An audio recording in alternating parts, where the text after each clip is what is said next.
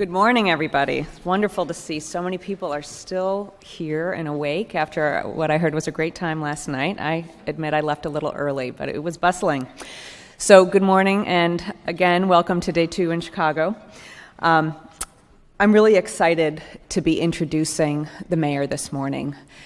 It is a pleasure to work for him every day because he gets it. He understands the importance and the value of smart investment in our transportation systems, smart street design, because it's not just about getting to where you need to go every day, to work, to school, to play. That's important.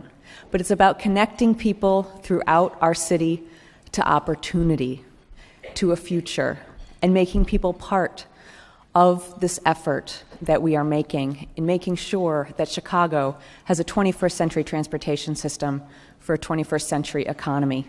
He lives it, he breathes it. As I said yesterday, he's relentless about reminding us and keeping us on task to make sure that we move that vision forward. So I'm honored to be part of that team and to serve him every day along with my team.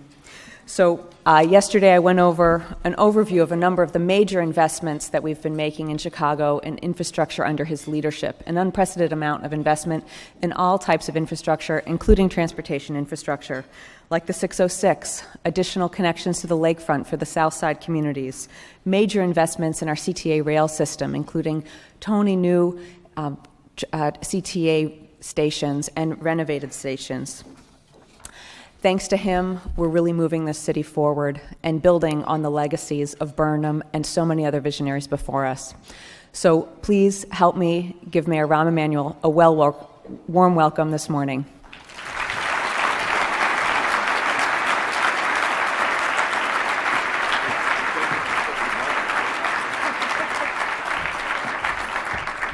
Thank you, Rebecca. Thank you all. So you all were out last night at Fulton Market? I can feel the sales revenue surging for the budget right about now. Thank you very much for doing that. We do have to pass a budget in 3 weeks, so I really do appreciate it. Go ahead, if you guys want, go out later. We have an amusement tax, too. Just make sure you hit every revenue source. It's a joke. Relax, okay? Let me pick up on what Rebecca talked about, and let me give first the end result and then walk back why I think investment in infrastructure, specifically transportation, is so important. For 4 years in a row, Chicago's the #1 city for corporate relocations. For 5 years in a row, Chicago's the #1 city in the United States for direct foreign investment. And for 6 years in a row, Chicago's economy has grown faster than the United States, New York, and D.C. And we've done it, obviously, without either Wall Street or the federal government. Thank God. Now, those economic data points are not the result of a charming, winning personality. They are the result. The table of CDOT employees are laughing the hardest over here. But they are the focus and the key focus about investment in what I call the 5 T's, of which one is transportation. I focus on talent, training, transportation, technology, and transparency. And it's not an accident that Chicago's economy is rated second most competitive in the United States, in North America rather, and 7th worldwide. And it's the only city on the top 10 worldwide that is not that country's either political or financial capital. And transportation is the history of the city, but it's also the future of the city. And if you don't invest in it, you're not going to grow at the capacity you can, and they need to grow at that capacity. Chicago, whether it's everybody knows about O'Hare, but the truth is, if you go all the way back, when the rail lines were first being built in the United States, they were going to go to St. Louis. St. Louis said, no, we have the Mississippi River, we didn't want that competition, so Chicago became that junction point. And 20 years later, Chicago's population and economy then surpassed St. Louis. And that tells you the story of the city. Now, I firmly believe from my days working both for President Obama in Congress, but also for President Clinton, you cannot have a 21st century economy built on a 20th century foundation. It's not possible. And you have to make investments in that area, but then in a coordinated area. Putting aside aviation, which is key for the city of Chicago, both from O'Hare and Midway. O'Hare was just rated the best connected airport. There is nowhere in the world, nowhere in the United States, nowhere in North America you cannot get to directly multiple times a day from the city of Chicago, weather permitting, and that's something I've asked Rebecca to look into. But the key part, I took the train to work today. I take the train a minimum of twice, sometimes 3 times a week. Mass transit is key for the city of Chicago. So we've made a strategy both on mass transit, bikes, and roads to have an integrated transportation system. It's 2 years ago, Chicago became the first city to go completely 4G on its mass transit system. Part of that, and it was done through our infrastructure bank, which we set up. But part of that strategy, employers do not want their employees working only at work, on their way to work. The new office is a train. So we put 4G on the system.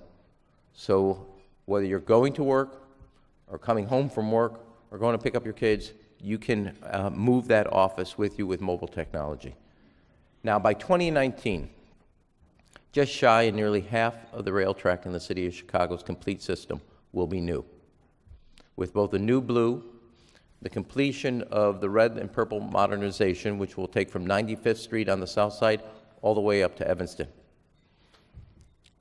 In addition, and I worked on the new Brown line from when I was a congressman, but in addition to that, almost 1/3 to 40% of all the stations will be totally, completely done, of which every station will have new artwork from an artist in the city of Chicago around the world, ensuring that our public spaces are animated with cultural enrichment throughout the city of Chicago, telling the story of that neighborhood.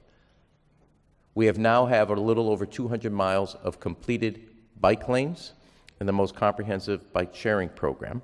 And just about 2 years ago, Chicago was rated #1 bike city in America. And when we started, we were 10. But with that consistent investment, the entire bike culture of the city of Chicago has moved forward. And about 2%, or just shy of 3% of the city rides their bike to and from work as a transportation system. And Milwaukee Avenue, I think, was rated somewhere as like the most busiest street in the United States for bike commuters to and from work. And then second is also through our other investment and a coordinated effort both through Rebecca's shop, but also through our water department. I've made a major investment in my first year that all 900 miles of water pipe, everything that was 100 years or older, would be replaced. 670 miles of sewer would be either relined or replaced. 167,000 catch basins would be rebuilt. And the 2 largest water filtration plants in the United States of America, totally rebuilt. But through the building of that water pipe, we're paving on average 250 to 275 miles of street every year. There's about 4,300 miles in the city of Chicago, city, county, and state roads. We will finish 2019 with about 2,000, a little over 2,000 of the roads totally rebuilt and paved in the last 8 years. So when you really put it together, roads, about half the city will be totally repaved by 2019. Mass transit, about half the track will be totally new in the city of Chicago. If you're going to have a trains that can go at 55 miles an hour, they should go at 55 miles an hour, not 15 miles an hour because the track is too old. New stations, 4G, new train cars, and an entire integrated bike system throughout the city of Chicago, whether that's rideshare or protected bike lanes. And it's not an accident, then, that the city of Chicago's economy as a whole, let alone on infrastructure spending, we have created, and every year, not every year, on a 5-year window, I've laid out a comprehensive infrastructure investment strategy, including schools, community colleges, parks, water, road, mass transit, and aviation. Chicago's history is transportation. Chicago's future is transportation. If you invest in mass transit, as well as in improving your roads and every effort, the city of Chicago not only will move forward, people will invest here because we have to use our density as an urban center to our economic advantage. It is key. You cannot have this incredible migration, not only of companies, but people to the city, and not have a transportation system where they can move and go forward. Now, just recently, this last budget, working through a number of issues, it has been over a decade since our state passed a transportation bill. And as the city of Chicago and the economic engine of the state, I can wait longer, but I think you can probably tell by now, patience is not one of my strong suits. The other part of it is working in Washington. There hasn't been a new transportation bill there either. Having also evaluated the notion of a gas tax or a sales tax, we removed those revenue options for the city of Chicago. So I proposed in the budget speech, but separate from my budget, a new fee on the rideshare industry that will directly go into capital for mass transit.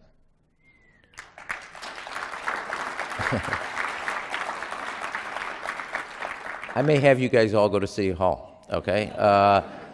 But it's a new way of looking at it. Look, all of us are facing the same thing. I'm open to multiple different ways of funding investments. And when I say that is, sometimes in the first part of what we did in the CTA, which is Chicago Transit Authority, is we have done a lot of cuts in the central office, and then we use that revenue to plow into other investments. We have done things in our schools, our parks, better at accessing resources from Washington, which we've done with the red-purple modernization. The two innovations, I would say, in funding, because one of the challenges all of us have to do, Rebecca and Dorval work on this constantly. The red-purple modernization. So this is, as you could probably tell by now, I'm a little driven by data.